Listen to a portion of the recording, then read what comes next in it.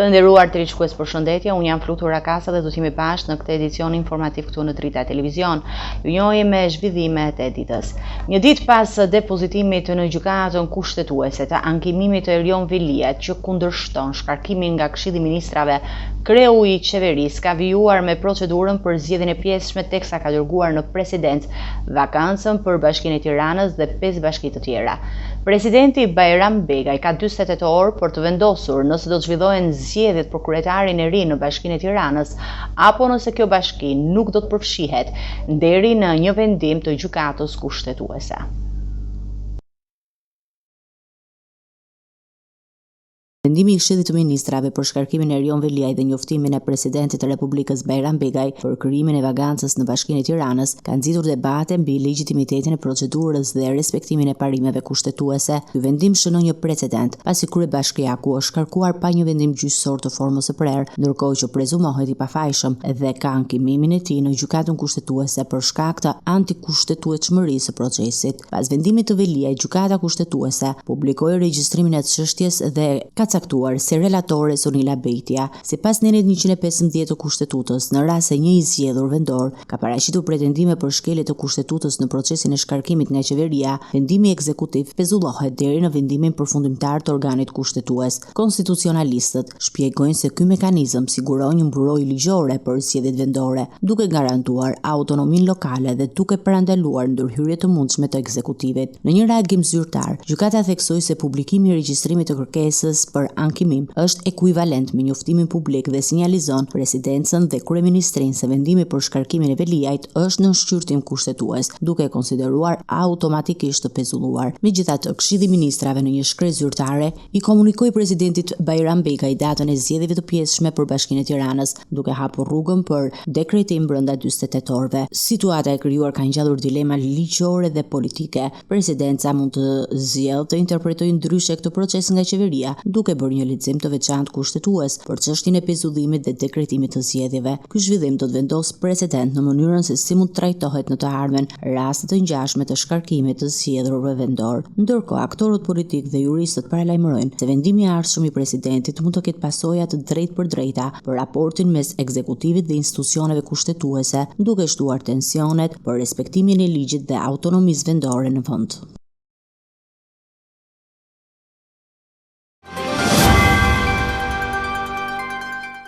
Partia Demokratike reagoi pas vendimit të qeverisë për t'i përcjellë presidentit vakancat në 6 bashki përfshirë dhe Tiranën. Gazmend Bardhi akuzoi kryeministrin Rama për kapje të institucioneve dhe ironizoi presidentin Begaj, duke theksuar se kushtetuta e pezullon automatikisht vendimin e qeverisë derisa të shprehet gjykata kushtetuese. Pas përfundimit të konferencës së kryetarëve, kreu i grupit parlamentar demokrat Gazmend Bardhi doli në një deklaratë të fortë ndaj institucioneve që sipas tij po injorojnë parimet kushtetuese. Reagimi i tij vjen pasi Këshilli i Ministrave me firmën e sekretarit përgjithshëm Angela Gaxhi i dërgoi presidentit Bajram Begaj listën e 6 bashkive ku është shpallur vakanca për kryetar mes tyre edhe Tirana. Në fjalën e tij, Bardhi kërkoi që presidenti të mos veprojë si zgjatimi i qeverisë por të zbatojë kushtetuton, e cila sipas tij e pezullon automatikisht vendimin e ekzekutivit për shkarkimin e Erion Veliajt derisa gjykata kushtetuese të jap një vendim përfundimtar. Kushtetuta është e qartë, qoftë për organin që vendos për shkarkimin, qoftë për të drejtën e ankimit që ka organi i shkarkuar.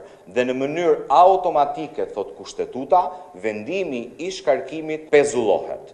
Dhe presidenti i Republikës, që është autoriteti për të shpallur zgjedhjet, do duhet verifikojë të gjithë procedurën përpara se të konstatojë ekzistencën e vakancës dhe dekretimin e zgjedhjeve. Pra në përputhje me kushtetuton, presidenti nuk mund të dekretojë datë zgjedhjes.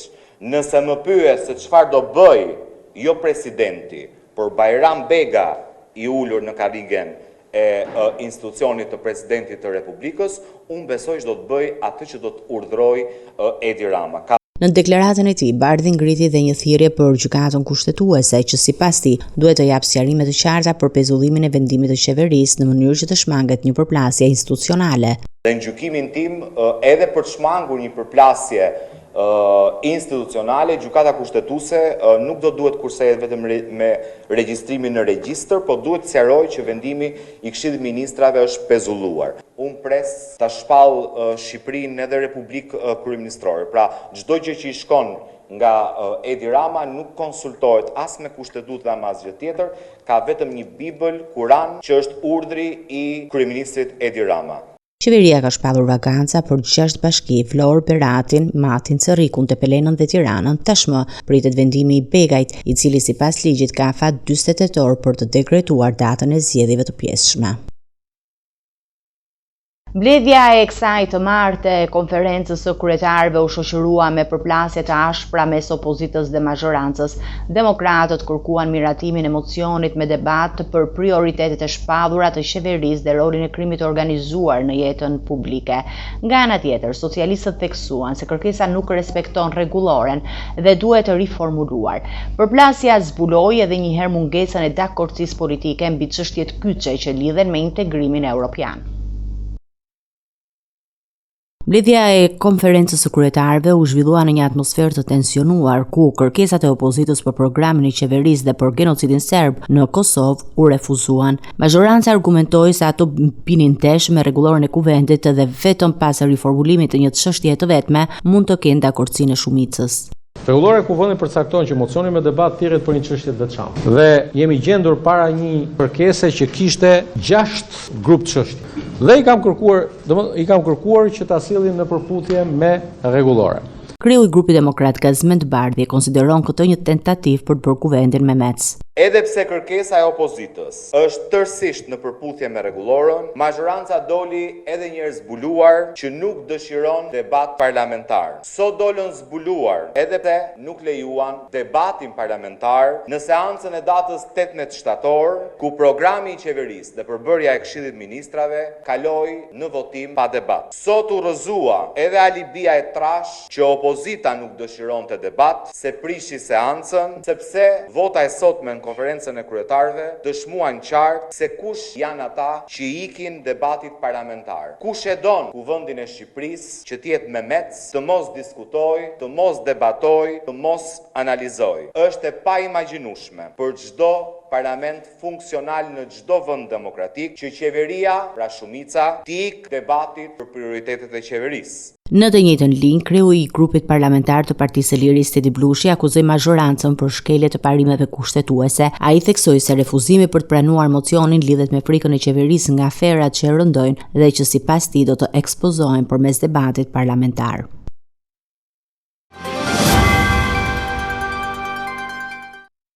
Gjykata e lartë nuk arriti të sigurojë shumicën e cilësuar prej 3 të 5-tave për asnjërin nga kandidatët e propozuar për gjykatën kushtetuese. Në votimin me 14 pjesëmarrës, Naureta Llagami mori 8 vota, Asim Vokshi 6, ndërsa Florian Ballhysa mbeti pas një mbështetje. Megjithse Llagami siguroi më shumë vota, ligji përcakton që fituesi është kandidat i rënditur i pari nga Këshilli i Emërimeve në Drejtësi, duke i dhënë kështu mandatin Asim Vokshit. Ai do të zëvendësojë Holta Zaçaj në kushtetuese, ndërsa mbetet bosh një tjetër vend i lënë nga Elsa Toska. Procesi i votimit në gjykatën e lartë për të zgjedhur anëtarin e ri të gjykatës kushtetuese nuk solli një shumicë së qartë për asnjërin prej kandidatëve të vlerësuar nga Këshilli i Emërimeve në Drejtësi. 3 emrat në garë ishin Asim Vokshi, anëtar i gjykatës së lartë, Naureta Llagami, ish kryetare e Këshillit të lartë gjyqësor dhe Florian Ballhysa, ish komisioner publik i procesit të vetingut. Në seancën ku morën pjesë 14 anëtar të gjykatës së lartë, votat u ndanë mes 2 kandidatëve kryesor. Llagami mori 8 vota, ndërsa Vokshi u mbështet nga 6 gjyqtar. Ballhysa nuk arriti të marrë asnjë vot. Pavarësisht kësaj ndarjeje, sipas dispozitave ligjore, për zgjedhjen e anëtarëve të kushtetutës kërkohet një shumicë e cilësuar prej 3 të 5 të pjesëmarrësve, që në këtë rast barazohej me 8.4 vota, një kufi pamundur për të përmbushur praktikisht. Në këtë situatë, neni ligjor përcakton se përfiton kandidati i rënditur më lart në listën hartuar nga Këshilli i Emërimeve në Drejtësi për rrjedhoi Asim Vokshi, ndonse mori më pak vota se Naureta Llagami, shpallet anëtar i ri i gjykatës kushtetuese, duke zëvendësuar gjyqtarin Holta Zaçaj. Me këtë emrim, gjykata kushtetuese ka aktualisht 8 anëtar nga 9 që parashikon ligji. Ende mbetet e paplotësuar vaganca e krijuar pas dorëheqjes së Elsa Toskës, e cila i takon të zgjidhet nga Kuvendi i Shqipërisë. Kështu, institucionit i mbetet ende një hap për të qenë funksional në përbërje të plot, ndërsa procesi i emërimeve vijon të mbetet një ndër sfidat kryesore për sistemin e drejtësisë.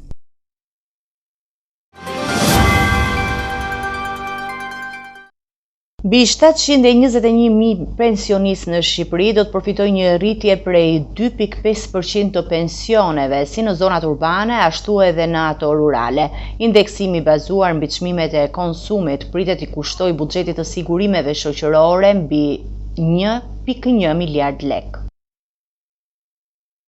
Nga 1 tetori pensionistët do të kenë më shumë para në xhep. Sipas vendimit të qeverisë, mbi 721.000 përfitues do të përfshihen në indeksin e 2.5%, i cili llogaritet çdo vit në bazë të shportës së madrave dhe rritjes së çmimeve të konsumit. Nga kjo rritje, mbi 630.000 pensionistë në zonat urbane dhe rreth 91.000 në zonat rurale do të kompensohen për shtrejtësimin e kostove të jetesës. Konkretisht, një pensionist në zonat urbane që merr mesatërisht 19.609 lek pas indeksimi do të përfitojë rreth 490 lek më shumë në muaj, ndërsa për pensionistët në zonat rurale me pensionin mesatar prej 11.878 lekësh, shtesa mujore do të jetë 296 lek. Është normë e cila pasqyron rritjen e çmimeve për shportën e pensionistëve, është pak më e lartë se sa norma mesatare e indeksit të konsumit për periudhën korrik 2024-gusht 2025, që është periudha referencë e cila merret në konsiderat për indeksimin e pensioneve. Dua të theksoj që nuk duhet të kategorizohet si një rritje e pensioneve. Indeksimi është rregullim i pensioneve sa i takon çmimeve dhe është një proces dhe një politikë të cilën ne e kemi ndjekur çdo vit dhe do të vijojmë ta ndjekim çdo vit, pasi duhet të garantojmë që rritja e çmimeve nuk ndikon në masën e përfitimit të pensioneve. Rritja do të përfshijë pensionet e pleqërisë, invaliditetin dhe ato familjare, duke i kushtuar buxhetit të sigurimeve shoqërore 1 miliard dhe 140 milion lek. Kjo shtesë do të aplikohet edhe për qytetarët që dalin në pension duke filluar nga 1 tetori. Në konferencën e saj të parë si ministre e ekonomisë dhe inovacionit, Delina Ibrahimaj foli edhe për politikat e reja të qeverisë. Unë besoj fort që nëpërmjet këtij plani dhe nëpërmjet reduktimit të përdorimit të keshit në ekonomi, do të arrijmë që të kemi reduktim të ekonomisë informale që do të garantoj një konkurrueshmëri më të lartë dhe një treg më të mirë për zhvillimin e sektorit privat në vend. Ministra Ibrahimaj e konsideroi gjithashtu pozitive rritjen ekonomike prej 3.5% të këtij viti, duke theksuar se është mbështetur kryesisht nga rritja e pagave në administratë dhe aktivitetet e pasurive të paluajtshme.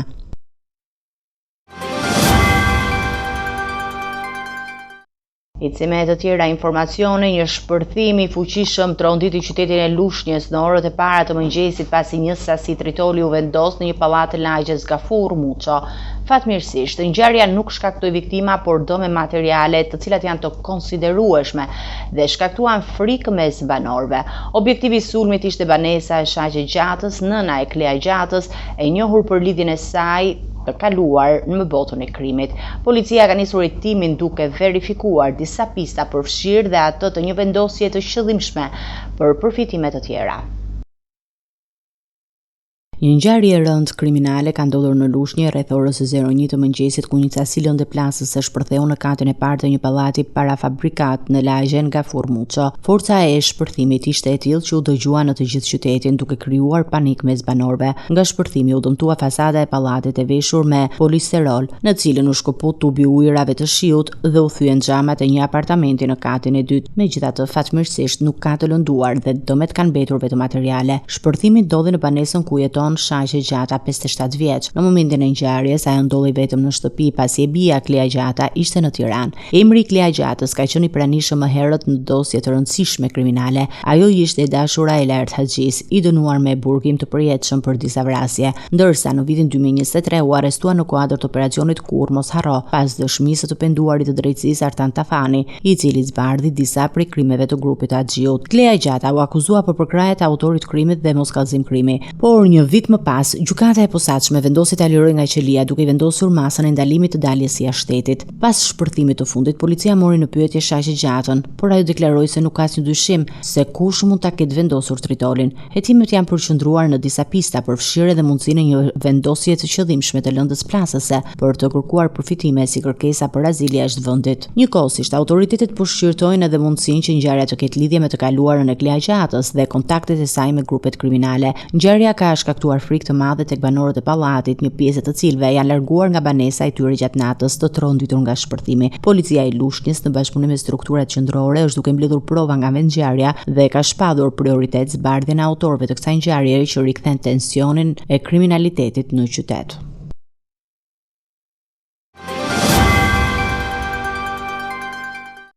Gjykata e apelit me jurisdiksion të përgjithshëm ka dhënë vendimin përfundimtar ndaj biznesmenit italian Francesco Becchetti, duke e dënuar atë me 12 vite burg. Vendimi i formës së prerë erdhi pas bashkimit të dënimeve sipas nenit 55 të Kodit Penal, ndërsa u lehtësuan dënimet edhe për bashkëpunëtorin e tij, Mauro De Rensis. Biznesmeni italian Francesco Becchetti është dënuar përfundimisht me 12 vite burg pas vendimit të dhënë nga apeli dhe me jurisdiksion përgjithshëm. Vendimi i sotëm mbyll një proces gjyqësor të gjatë kundaj tij ishin ngritur akuzat të rënda që lidhen me afera korruptive e mashtruese në Shqipëri. Gjykata aplikon nenin 55 të Kodit Penal duke bashkuar dënimet edhe në më parë. Në vitin 2022, gjykata e Tiranës kishte shpadur Becchettin fajtor dhe kishte dënuar me 17 vite burg për kryerjen e 4 veprave penale, vjedhje duke shpërdoruar detyrën, krijimi i skemave mashtruese, pastrimi i parave dhe falsifikimi. Po ashtu, apeli uli dënimin edhe për bashkëpunëtorët e tij, Mauro De Rensis, nga 16 në 12 vite, ndërsa për pjesën tjetër të grupit të akuzuar dënimet mbeten të pandryshuara. Francesco Becchetti ishte shpadur në kërkim nga shteti shqiptar që prej vitit 2015, kur ndaj tij u lëshua urdhër arrest ndërkombëtar dhe u vendos sekuestrimi i pasurive të tij në Shqipëri, përfshirë edhe televizionin Agon Channel. Becchetti kishte hyrë në tregun shqiptar në fund të viteve 90, ku mori në koncesion ndërtimin e hidrocentralit të Kalivaçit, por akuzat për mashtrime financiare dhe pastrim parash çuan në një nga proceset më të zgjatura gjyqësore me johon të madhe ndërkombëtare. Në seancën e radhës të zhvilluar në gjykatën e posaçme kundër korrupsionit dhe krimit të organizuar për dosjen Plumbi Art, bashkëpunëtori i drejtësisë Erion Alibej ka dhënë dëshmi mbi 2 vrasje të ndodhura në korrik të vitit 2020. Ai ka rrëfyer detaje mbi vrasjen e Emiliano Ramazanit dhe tentativën për vrasjen e Bujar Çelës, vëllait të Talo Çelës. Erion Alibej ka treguar para trupës gjykuese se Emiliano Ramazani ishte një person shumë i afërt me Talo Çelën dhe Mikael Qosen, duke theksuar se kishte mbledhur informacione të shumta për Ramazanin nga Ardian Çollaku, Julian Hoxha dhe persona të tjerë të përfshirë. Sipas Alibej, Julian Hoxha ka qenë përgjegjës për mbikëqyrjen e Ramazanit, duke ruajtur atë tek palestra deri në momentin e ekzekutimit. Bashkëpunëtori i drejtësisë deklaroi se komunikimi me Julian Hoxhën është bërë përmes aplikacionit të koduar SkyCC dhe se ka marrë pagesa të vogla për informacionet që siguron. Ai shtoi se ka komunikuar me Nurettin Tumanin për të transferuar shumën 85.000 euro tek Arsen Preci në lidhje me vrasjen e Ramazanit. Në lidhje me vrasjen e Bujar Çelës, Alibej ka treguar se ishte skerditase i njohur si Nipçi, ai që e kishte ngarkuar, por sulmi nuk u realizua. Ai ka theksuar se edhe për këtë ngjarje Julian Hoxha ka qenë burimi i informacionit duke komunikuar përsëri përmes aplikacionit SkyCC dhe se besonte tek të dhënat e tij, pasi ato përputheshin me të vërtetën. Seanca e radhës do të vijojë me sqarimin e detajeve të mëtejshme për përfshirjen e të akuzuarve dhe rolin e secilit në këtë ngjarje, ndërsa GKK vazhdon hetimet për rrjetin kriminal të lidhur me dosjen. Rreth 100 gram tritol i aktivizuar me fitil dyshohet se shkaktoi shpërthimin në parkingun e një restoranti në Fushkruj mbrëmjen e së hënës. 2 automjete u dëmtuan, ndërsa policia ka nisur një hetim të gjerë duke përfshirë pronarët e restorantit, stafit dhe klientët e pranishëm.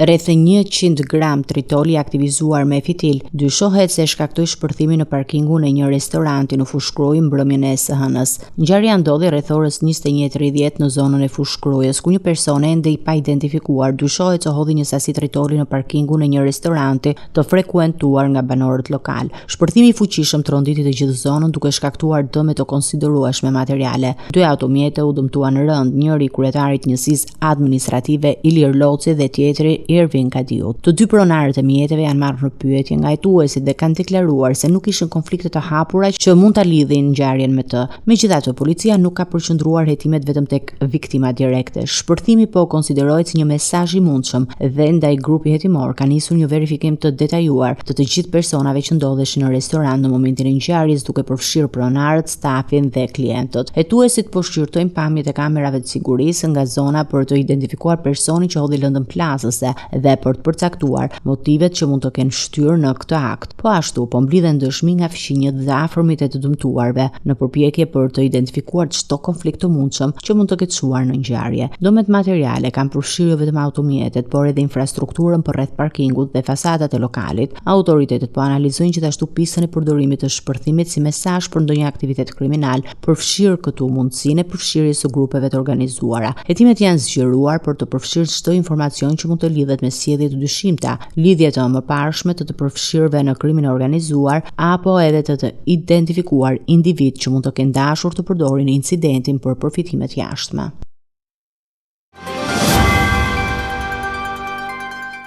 Do të ecim me të tjera informacione. Gjykata kushtetuese e Kosovës ka vendosur që seanca konstituive e kuvendit të nisur me 15 prill të konsiderohet ende e papërfunduar. Deputetët kanë 12 ditë kohë nga hyrja në fuqi e akt gjykimit për të çuar procesin deri në fund, duke zgjedhur edhe nënkryetarin nga rallët e komunitetit serb.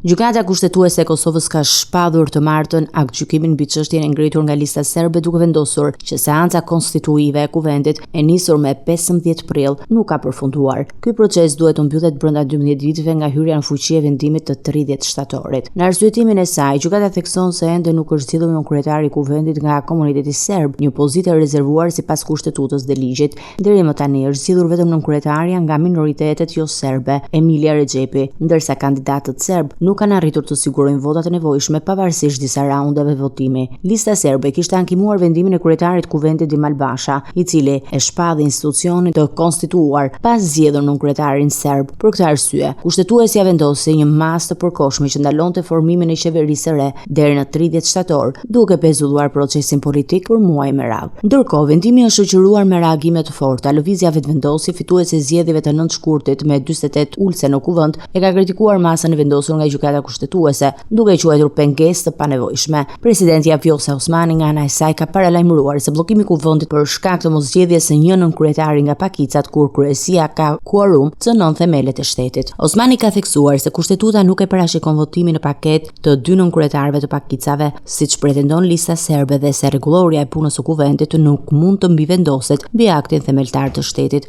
Kosova ndodhet prej muajsh në një krizë institucionale, pasi partitë e mëdha shqiptare nuk kanë arritur marrëveshje për formimin e institucioneve të reja. Përpasoj, gjykata kushtetuese është detyruar të ndërhyjë disa herë me vendime që kanë ndaluar plotësisht procesin politik. Në zgjedhjet e fundit parlamentare, përveç vetvendosjes që doli forcë e parë, Partia Demokratike e Kosovës siguroi 24 ulse, Lidhja Demokratike 20, Lista Serbe 9 dhe koalicioni AAK-Nisma 8, ndërsa 11 mandate i takuan partive të tjera të pakicave. Faktori ndërkombëtar ka bërë thirrje të përsëritura që institucionet e Kosovës të formohen sa më parë, duke e cilësuar zvarritjen e procesit si pengesë serioze për stabilitetin politik dhe për përparimin drejt integrimit evropian. Masa e pezullimit të kuvendit të Kosovës vendosur nga gjykata kushtetuese me 5 shtator përfundon këtë të martë, por kriza institucionale mbetet e pazgjedhur. Vendimi u mor pas ankesës së listës serbe, e cila konstituoi mungesën e zgjedhjes së nënkryetarit të saj nga organi ligjvënës. Kryetari i kuvendit Dimal Basha ka deklaruar se konstituimi është i plotë, ndërsa presidenti Vjosa Osmani paralajmëroi hapjen e radhës për mandatarin e qeverisë. Megjithatë, sigurimi i shumicës së nevojshme për formimin e ekzekutivit të ri mbetet një sfidë e madhe për Albin Kurtin dhe vetvendosjen. Pas rreth 3 javësh pezullim të punimeve, kuvendi i Kosovës pritet të rikthehet këtë të martë në aktivitet pas përfundimit të masës së vendosur nga gjykata kushtetuese me 5 shtator. Ky është pezullimi i dytë brenda pak muajsh, pasi edhe në korrik u mor një vendim i ngjashëm gjithnjë me kërkesë të listës serbe. Forca politike u përfaqëson komunitetin serb në Kosovë, ka kontestuar procedurat e ndjekura gjatë konstituimit të kuvendit, duke theksuar se zgjedhja e nënkryetarit që i takon pakicës serbe është një hap i domosdoshëm për përmbylljen e procesit. Në anën tjetër, kreu i kuvendit Dimal Basha shprehur se institucioni është konstituuar ligjërisht dhe nuk mund të mbetet peng një posti të paplotësuar, duke hedhur poshtë pretendimet se punimet nuk mund të vijojnë. Megjithatë, ai nuk ka dhënë detaje për mënyrën se si do të procedohet pas përfundimit të pezullimit të kushtetues, çka mban hapur pikpyetje mbi funksionin e mëtejshëm të legjislativit. Presidenti Vjosa Osmani nga ana e saj ka paralajmëruar se me përfundimin e pezullimit do të ndërmarrë hapin e radhës, duke i dhënë mandatin me formimin e qeverisë dhe partisë më të madhe në kuvend, vetëvendosje, por ky hap shoqërohet me një tjetër sit madhore, sigurimin e votave për formimin e qeverisë. Partia Albin Kurti të shumë larg shumicës absolute me prej 61 deputetësh e negociatat me partitë e tjera nuk kanë sjellë deri më tani një marrëveshje të dukshme. Kjo e bën procesin e krijimit të ekzekutivit dhe më të vështirë se sa zgjedhja e kryetarit të kuvendit, duke e lënë vendin në pasiguri të thellë politike. Nëse nuk arrihet një kompromis, krisa institucionale në Kosovë rrezikon të zgjatet, duke vonuar jo vetëm funksionimin normal të kuvendit, por edhe nisjen e punës së qeverisë së re. Procesi gjyqësor ndaj ish-krerëve të UÇK-s në dhomat e specializuara të Hagut u rinis këtë të martë me dëshminë e Gjok Kovej, ish zëvendës i përfaqësuesit të OKB-s në Kosovë. Kovej tha se gjatë periudhës së vitit 1999, Hashim Thaçi nuk kishte marrëdhënie të drejtë për drejta me komandantën të Derend dhe nuk ushtronte kontroll të rëndësishëm mbi UÇK-n. Sipas tij, ushtria çlirimtare e Kosovës funksiononte më shumë si një lëvizje me autonomi të gjerë për komandantët lokal. Në seancën e së martës, dhomat e specializuara të Hagës dëgjuan dëshminë e Gjok Kovej, i katërti për mbrojtjen e ish-presidentit Hashim Thaçi. Kovej, i cili ka shërbyer si zëvendës përfaqësues special të sekretarit të OKB-s në Kosovë, Bernard Kushner, shpjegoi se gjatë viteve të konfliktit të Kosovës nuk kishin vërejtur që Thaçi të kishte ndikim të drejtë për drejtë mbi operacionet e UÇK-s. Ai theksoi se ushtria çlirimtare e Kosovës kishte karakter të decentralizuar. Ne kuptonim që UÇK-ja ishte më shumë se një lëvizje se sa një ushtri, ku komandot lokale vepronin me një autonomi të gjerë. Ata vendosnin për veprimet e tyre në zona dhe nuk kishin nevojë të raportonin çdo gjë te Thaçi. Kovej shtoi se marrëdhënia e ish-presidentit me komandantët ishte ndërlikuar dhe se ishte pamundur që një udhëzim apo urdhër i tij të menaxhohej në terren. Dëshmitarët gjithashtu theksuan se nuk ishte një komando qendrore efektive në UÇK gjatë viteve 1999, duke e përshkruar organizatën si një rrjet decentralizuar ku çdo njësi apo komandant kishte lirinë të vendoste për veprimet në fushën e tyre të operimit. Qëndrimi i Kovej mund të ketë një peshë të madhe në mbrojtjen e Thaçit, duke vënë në dyshim mundësinë që ai të ketë dhënë urdhra të drejtë për drejta për veprimet e njësive të UÇK-s. Seanca vazhdon dhe pritet që mbrojtja të therrasë dëshmitar të tjerë për sqaruar rolin e ish-presidentit gjatë periudhës së konfliktit, duke hedhur në dritë mbi strukturën e komandos dhe mënyrën e funksionimit të ushtrisë çlirimtare të Kosovës.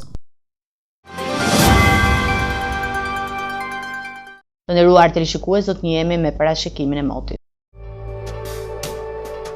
Territori shqiptar për datën 1 tetor do të jetë në ndikimin e motit të kthjellët.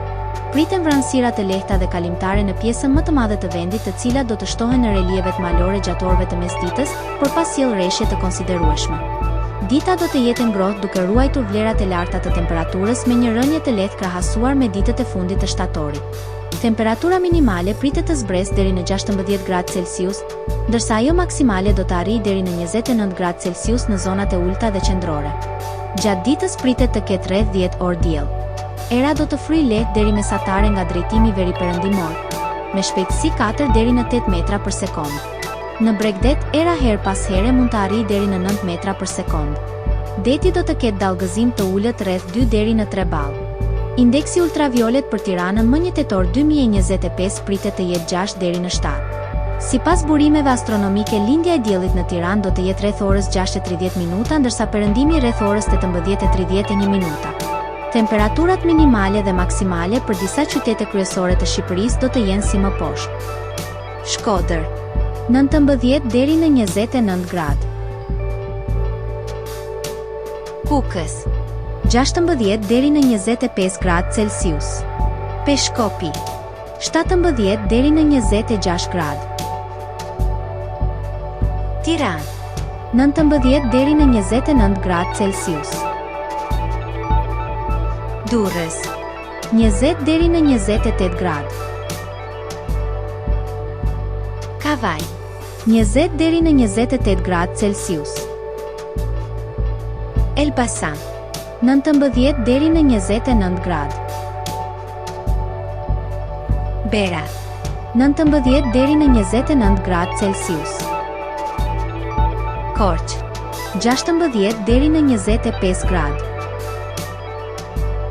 Vlorë, 21 deri në 28 gradë Celsius. Gjirokastër, 18 deri në 28 gradë. Sarand, 20 deri në 28 gradë Celsius.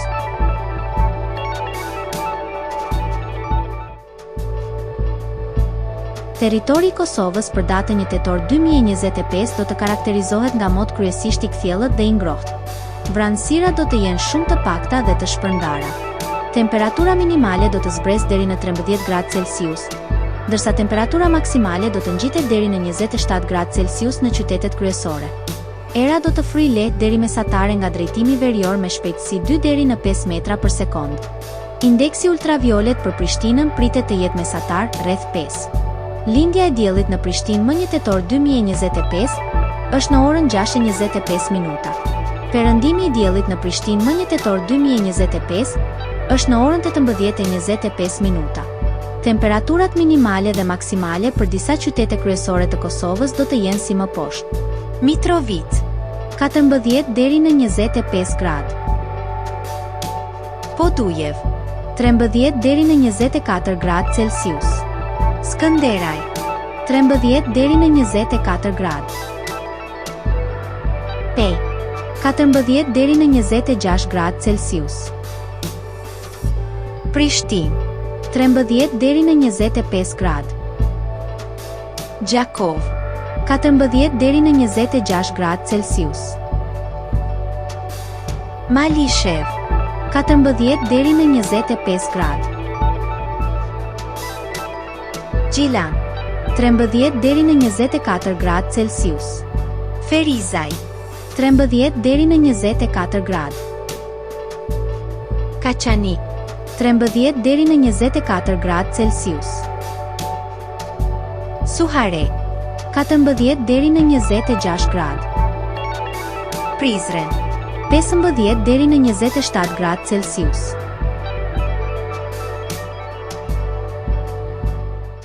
Ishte gjithçka e përgatitur në këtë edicion informativ. Për më shumë zhvillime dhe informacione, klikoni në faqen tonë zyrtare drita.tv. Mund na ndiqni edhe në rrjetet tona sociale, Facebook, Instagram, YouTube, ku jemi me përditësime në çdo kohë. Vazhdoni të qëndroni në shoqërinë e programacionit Drita Televizion, bashkë me u takofshim në edicione të tjera.